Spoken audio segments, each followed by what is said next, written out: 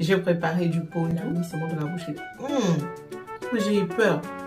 Cuando bailas mi corazón gira trop bon. contigo esta samba completa.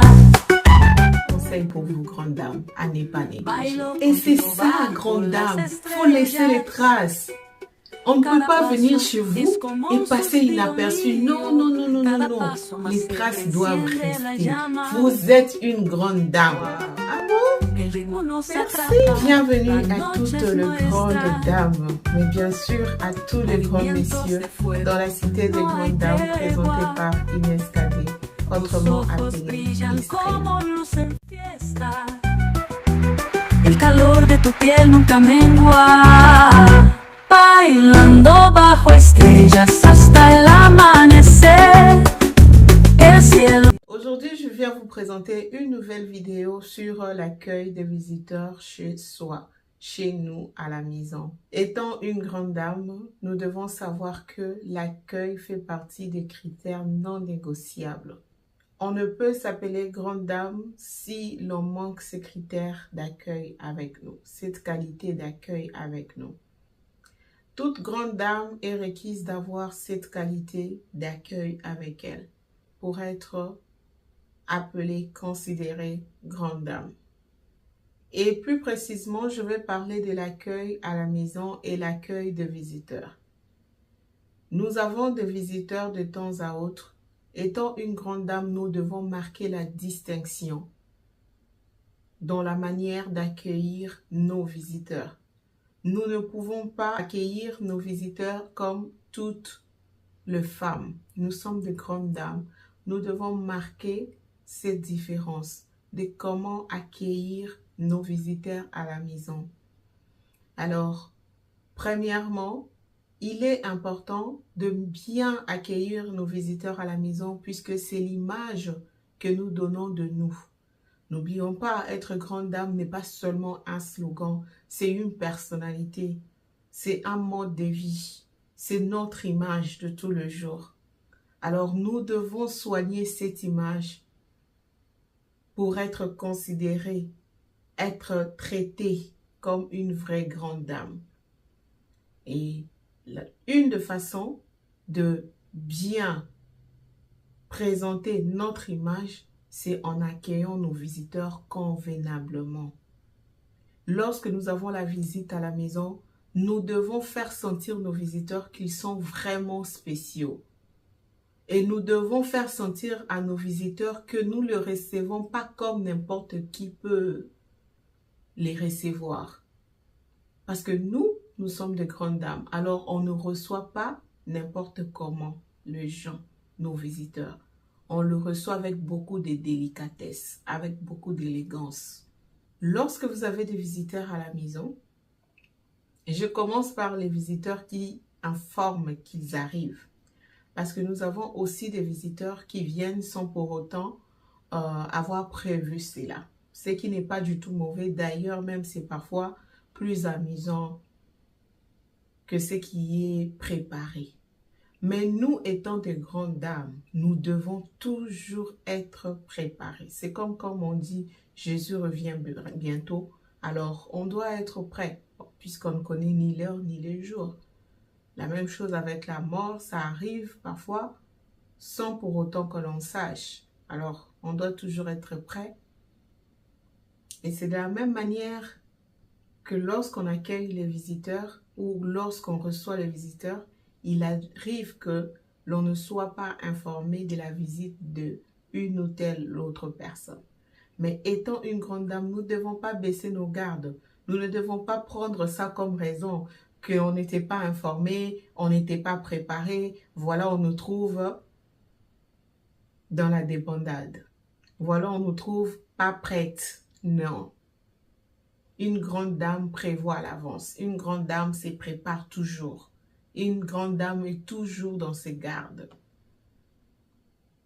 Lorsque on intériorise cela, on n'a plus l'impression que c'est un devoir, un travail. On essaie d'être quelqu'un qu'on n'est pas. Non. Lorsqu'on intériorise ça, ça devient tellement automatique que ça devient une partie de nous, notre personnalité. Et c'est là vraiment on se sent grande dame en eux. lorsque on a des invités qui annoncent leur venue, on doit plus encore s'y préparer. En commençant par savoir qui sont nos invités. Il faut connaître ces invités, il faut connaître les gens qui viennent. Lorsqu'on dit connaître, ça ne veut pas dire les connaître à fond, connaître les détails. Non. D'abord, connaître qu'est-ce qu'ils aiment. Par exemple, manger ou boire. Ça va dépendre de ce que aussi vos invités viennent faire. Est-ce qu'ils viennent juste pour parler affaires?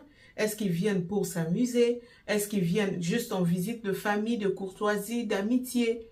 Il faut connaître ces détails-là. Parce que lorsqu'on reçoit un ami très très proche, un ami intime, il y a une autre façon de chercher à connaître cet ami-là pour mieux recevoir l'ami.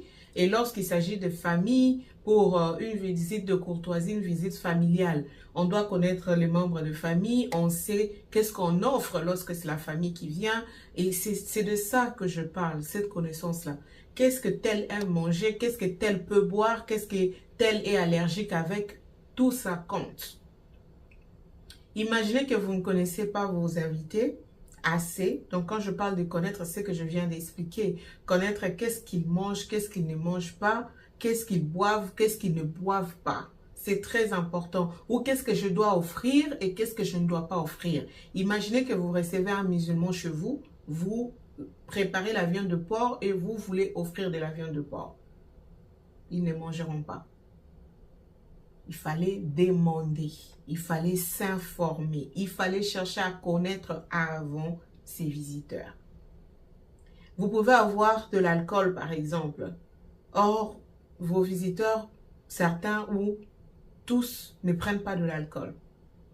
Vous allez dépenser l'argent, peut-être inutilement, puisqu'ils ne vont pas boire ce que vous avez proposé, parce que vous n'avez pas demandé. Ou encore, vous offrez des sucrés pendant qu'il y a des diabétiques entre eux. Il y en a qui ne veulent pas seulement prendre du sucré par rapport à leurs propres raisons. À ce moment-là, ça diminue un peu le vibe, le mood de ce qui devrait être en ce moment-là, de cette visite-là, de ces moments-là. Pourquoi? Juste parce qu'on n'a pas cherché d'abord à connaître ses invités. On n'a pas cherché à se préparer à l'avance. Alors, il est très, très, très, très important de connaître ses visiteurs, ses invités à l'avance pour savoir qu'est-ce qu'on va offrir. Même un café, même un thé. Lorsque vous ne connaissez pas votre visiteur, vous ne savez même pas est-ce qu'ils prennent ça, est-ce qu'ils ne prennent pas ça, ou quel type de café ils peuvent prendre, ou quel type de thé ils peuvent prendre. Une grande dame, c'est aussi une observatrice. Parfois, on n'a pas besoin de poser des questions. Lorsqu'on connaît quelqu'un, on observe la personne. On apprend aussi beaucoup sur la personne, parfois sans même poser des questions. À ce moment-là, ça aussi, c'est une autre façon de savoir quoi offrir à votre invité. Parce que vous connaissez, vous avez observé la personne. Vous avez déjà une fois observé la personne déguster du bon vin rouge. À ce moment-là, vous comprenez, oh, la personne aime ça. Vous pouvez mettre ça de côté quand même. Parce qu'il peut y arriver aussi à ce moment, la personne ne boit pas l'alcool, mais puisque c'est quelque chose qu'elle aime, la personne peut céder. Parce que quand on aime quelque chose et qu'on est face à cette histoire-là, on est tenté. Et la plupart des cas, on cède. Voilà le premier point dont je voulais parler sur l'accueil des visiteurs ou des invités chez nous à la maison, c'est connaître ses visiteurs. Et deuxièmement, il faudrait se préparer à l'avance. Lorsqu'on connaît ses visiteurs, lorsqu'on connaît la raison de leur visite, à ce moment-là, on sait ce qu'on a besoin pour recevoir nos visiteurs.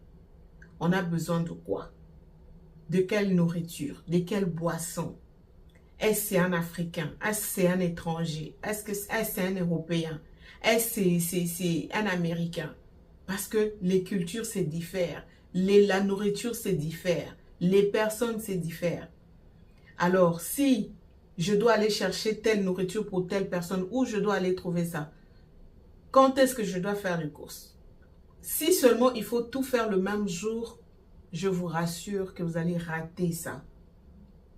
Parce que on n'a que quelques heures pour vous préparer vous-même, pour préparer l'endroit où vous allez recevoir vos visiteurs, préparer ce que vous allez offrir à vos visiteurs. Alors, ça va dépendre de ce que vous allez offrir, mais sinon, vous préparez le plus tôt, le mieux c'est. Même avec votre esprit, vous serez calme et vous serez prêt à recevoir.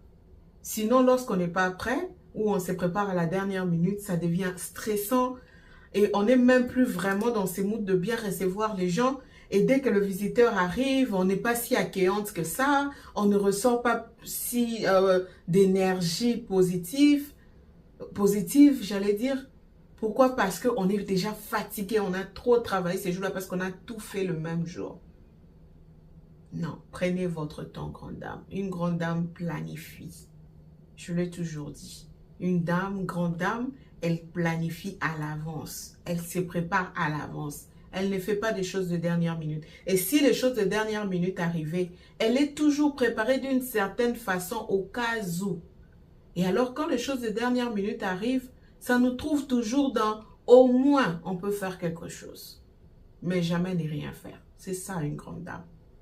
Alors, lorsque vous vous préparez à l'avance, vous savez déjà qu'est-ce que vous allez offrir, quel type de nourriture, quel type de boisson, comment est-ce que vous allez dresser votre table ou encore comment est-ce que vous allez arranger l'endroit pour recevoir votre visiteur. Voilà pourquoi ici, nous, dans la cité de Grande Dame, on ne parle pas seulement de l'habillement, de la coiffure, du maquillage, ce qui est vraiment important aussi pour les grandes dames. On n'en disconvient pas, mais nous parlons aussi de la décoration, on parle de la propreté, on parle de manière, parce que c'est tout ça qui fait une grande dame. Alors, lorsque vous avez planifié à l'avance, vous vous êtes préparé à l'avance, vous connaissez vos visiteurs. Aussi, le troisième point, préparez vous-même. Avant de commencer à faire la cuisine, moi je recommande, et ça c'est un conseil que j'ai reçu de ma mère, à qui je dis merci, un conseil que je vais garder aussi pour la vie. Elle me disait, quand tu te réveilles sur les lits, la première des choses, arrange ton lit. La deuxième des choses, ne sors pas de ta chambre si tu n'es pas encore lavé. Même si tu as des choses à faire, même si tu as du boulot à faire, même si tu vas rentrer après parce que tu veux d'abord commencer à travailler, après tu vas rentrer, te préparer calmement. Elle dit, tu ne pourras plus. Parce que lorsqu'une femme sort de sa chambre, elle touche ça, elle va haut, elle descend bas, les temps passent et finalement, elle n'a même plus le temps de se laver à temps. Elle finira peut-être à se laver, mais elle ne se lavera plus le matin ou à l'heure où elle s'est réveillée. Parce que les femmes, les grandes femmes, dames, elles ont toujours quelque chose à faire, elles veulent toujours toucher quelque chose. Quand on sort, il y a les déjeuners peut-être, il faut mettre ça au frigo, il faut sortir ça. Et les temps passent finalement, on perd le temps de se laver et on vient peut-être se laver après. Alors pour éviter ça, avant de sortir de la chambre, commencez d'abord à vous laver parce que vous allez aller préparer la nourriture que les gens vont manger et vous-même aussi, une façon de vous sentir propre avec vous-même et confortable. Alors, les deux choses-là, en dehors des autres que vous pouvez vous-même penser et faire. Commencez par ça, arrangez votre lit, lavez-vous et sortez de votre chambre. Et lorsque vous sortez maintenant de votre chambre, c'est là maintenant que vous allez aller préparer la nourriture. Et moi, ce que je fais, je prépare déjà l'endroit à la veille si possible pour gagner du temps. Je prépare l'endroit où je sais que je vais recevoir mes invités. Je me rassure que c'est propre. Je me rassure que c'est bien décoré. Je me rassure que c'est bien parfumé. Après ça, la nourriture doit être préparée à temps. Si on vous a dit que les visiteurs vous disent non, moi j'arrive à 16h, 15h. Rassurez-vous, à 13h, votre nourriture est déjà prête. 12h, 13h, la nourriture est déjà prête. Si elle va se refroidir, nous avons de micro-ondes où on peut toujours chauffer de la nourriture. Ça, c'est un faux problème. Rassurez-vous de terminer à préparer à temps parce qu'il y a de ces visiteurs qui respectent l'heure. Rassurez-vous de terminer à préparer à temps parce que vous avez besoin de temps aussi vous-même pour vous préparer et pour vous reposer. Parce que vous n'allez pas terminer à préparer et à faire tout et en même temps, vous avez de la visite et vous n'avez même pas le temps de vous reposer. Et carrément, vous avez la fatigue avec vous et vous avez les visiteurs. Vous n'allez pas ressortir tout cet enthousiasme-là de recevoir les gens. Et c'est comme ça qu'à ce moment-là, on a tendance à dire, mais quand est-ce qu'ils vont partir? Mais pourtant, peut-être tu étais excité d'avoir cette visite-là. Mais puisqu'à cause de la fatigue, on commence à manquer d'enthousiasme et on prie à quelle heure ils vont partir. Donc voilà combien c'est important de faire les choses à temps, de se préparer à temps. Et lorsque vous terminez à préparer votre nourriture, servez déjà la nourriture sur la table. C'est comme ça que parfois quand je montre mes vidéos de décoration, je place déjà les assiettes à servir sur la table. Non seulement ça aide avec la décoration, mais aussi ça facilite la tâche quand on a des visiteurs. Ça nous épargne encore de chercher quel type de sous-plat il faut mettre, quel type d'assiette il faut mettre, ou quel type de fleurs ou de bougies qu'il faut mettre, ou comment disposer. Ça nous fait gagner du temps.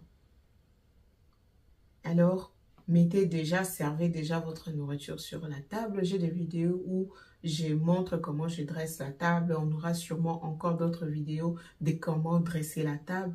Mais aujourd'hui, bonne surprise, la vidéo que je vous réserve, c'est où j'ai préparé de la nourriture pour vous montrer comment est-ce que je prépare cette nourriture et comment est-ce que je sers dans l'assiette qu'il faut. Alors, je n'ai pas servi sur la table, mais sinon, vous allez voir qu'est-ce que j'ai préparé comme bonus dans cette vidéo et comment est-ce que j'ai placé ma nourriture dans les assiettes que je préparais à emmener sur la table. Et je vous rassure que cette nourriture était trop bonne. J'ai préparé du pondu. Et si vous voulez savoir comment est-ce que je prépare du pondu, parce que ce pondu-là, c'est vraiment bon, c'était trop bon. Je vous dis, la personne qui a mangé ce pondu-là, dès qu'elle a mis ce mot dans la bouche, moi j'ai eu peur. C'est trop bon. Et c'est ça, grande dame, il faut laisser les traces. On ne peut pas venir chez vous et passer inaperçu. Non, non, non, non, non, non. Les traces doivent rester. Vous êtes une grande dame. Les traces doivent rester. C'est comme ça on se souviendra toujours de vous. C'est comme ça lorsqu'on a besoin d'une personne quelque part qui assure, on pense facilement à vous parce que vous avez laissé des empreintes. Imaginez, vous mangez sur une table très bien dressée, très propre, l'environnement très propre qui sont bons et de la bonne nourriture de surcroît. Sans compter une bonne boisson. Quand je dis une bonne boisson, la personne se retrouve avec la boisson servie, vu que vous connaissez qu'est-ce qu'il faut servir à cette personne-là et quand et comment servir. Pour quel type de nourriture aussi ou quel type de visite. Je veux vous laisser admirer cette vidéo où j'ai préparé ces repas. Je souligne que c'est des repas africains et du foufou, du pondu, des côtes de porc et je crois que c'était ça. Et aussi j'avais fait du tsakamadesu, du pondu madesu. J'avais fait ça aussi. Ce qui me revient même à dire, lorsque nous recevons des visiteurs, il arrive que l'on prépare plus de plats que prévu. On a parfois 3, 4, 5 plats. Alors, c'est comme ça que je parle de l'organisation, la planification, la préparation. Parce que imaginez, vous avez 3, 4 plats ou 5 ou 6 à préparer lorsque vous n'avez pas assez de temps. D'abord, les visiteurs arrivent, la nourriture n'est pas peut-être prête ou la maison sent encore la nourriture. Vous-même, vous n'êtes pas encore prête par manque de préparation. Alors, il est important, vous préparez à temps, vous préparez à temps, vous connaissez votre visiteur et préparez vous-même. Allez vous laver après ça parce que lorsque nous préparons, l'odeur reste sur nous. Grande dame, vous ne pouvez pas embrasser votre visiteur, saluer votre visiteur avec l'odeur de la nourriture sur le corps, surtout si c'était le poisson. Non. Vous pouvez bien préparer, bien servir, maison propre, mais vous-même, lorsque vous sortez l'odeur de la nourriture, ça casse presque tout. Alors, rentrez dans la douche ou dans la salle de bain, lavez-vous un peu de maquillage. Et si vous voulez rester naturel, c'est bon. Un peu de maquillage, ça fait toujours du bien. Si vous voulez, ce n'est pas obligatoire et ça dépend de comment vous recevez les gens. Rassurez-vous que vous êtes très bien habillé. Très bien habillé n'est pas toujours dit très cher, n'est pas toujours dit très compliqué. Habillez-vous bien. Ça veut dire soyez propre et ayez la bonne odeur, hein? Un peu de parfum. J'ai la vidéo sur le parfum pour sentir bon. C'était pas pour rien. Ça fait partie des critères des grandes dames. Un peu de parfum aux endroits où vous savez que lorsque vous saluez la personne, lorsque vous embrassez la personne, c'est une bonne odeur qui reste. Et c'est ça, être grande dame. C'est tout ça. C'est un mode de vie. Ce sont des choses qu'on ne néglige pas. Et ce n'est pas parce que vous êtes à la maison que vous allez recevoir des visiteurs. Il faut être pieds nus. Non. On a des choses qu'on peut porter lorsqu'on est à la maison et que l'on veut recevoir des visiteurs. Être pieds nus, ça reste encore une option, mais je ne recommande pas ça pour les grandes dames. Je ne recommande pas ça trop. Lorsqu'on a de la visite, ayez peut-être vos chaussettes. Ça dépend de ce que vous avez porté. Ayez peut-être de babouches. Ça dépend de comment vous êtes habillé. Même des chaussures ou des sandales. Vous êtes chez vous. Et si vous voulez rendre ça élégant, classe, faites-le. Soyez seulement simple. Parce que nous, ici dans la cité de Grande Dame, nous disons, notre devise, c'est la simplicité. L'élégance dans la simplicité. La classe dans la simplicité. Cette délicatesse-là, dans la simplicité. On n'est pas dans l'extravagance, on n'est pas dans les histoires compliquées. On est dans les histoires que nous vivons tout le jour, pas des choses qu'on imagine peut-être seulement dans la tête, ou on voit ça seulement chez les stars, ou on voit ça seulement chez des gens, je ne sais pas vraiment comment dire, mais sinon, c'est la vie de tout le jour. Nous avons voulu mettre ça au niveau de toutes les femmes, toutes les grandes dames. Être grande dame, il ne faut pas seulement être extra. Non, on parle de la simplicité d'une femme normale. Une femme normale, une femme de tout le jour. Mais dans la classe, dans la délicatesse, dans l'élégance. Faites-vous belle, sentez bon et soyez souriante. Soyez généreuse. Rempli d'enthousiasme, que vous ressentez une chaleur que lorsqu'on sort de chez vous, qu'on ait envie de revenir. C'est ça une grande dame. Conseil pour vous, grande dame, à ne pas négliger. Merci, c'était ce que j'avais pour vous aujourd'hui. Je vous laisse déguster cette vidéo, pour ne pas dire cette nourriture.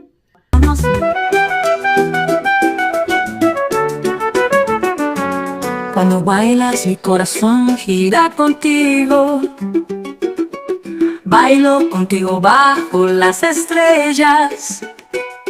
Cada paso es como un suspiro mío. Cada paso más cerca enciende la llama. El ritmo nos atrapa, la noche es nuestra. Movimientos de fuego, no hay tregua. Tus ojos brillan como luz en fiesta. El calor de tu piel nunca mengua. Bailando bajo estrellas hasta el amanecer.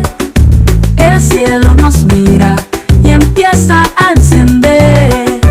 Juntos somos chispa en el oscuro.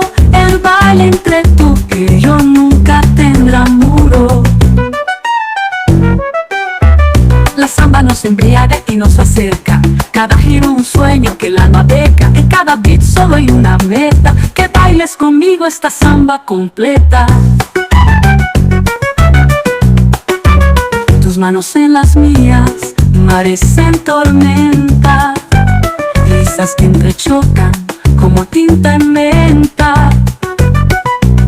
El latido del tambor nos enfrenta. Y la noche promete coreografías sueltas. Bailando bajo estrellas hasta el amanecer. El cielo nos mira y empieza a encender. Juntos somos chispa en el oscuro.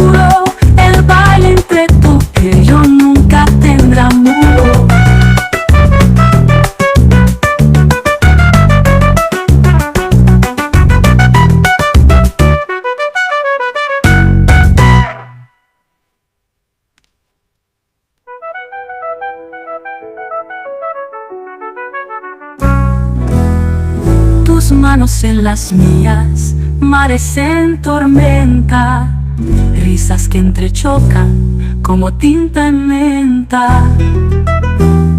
El latido del tambor nos enfrenta y la noche promete coreografías sueltas, bailando bajo estrellas hasta el amanecer. El cielo nos mira y empieza a encender. À la prochaine avec une nouvelle vidéo. Bye.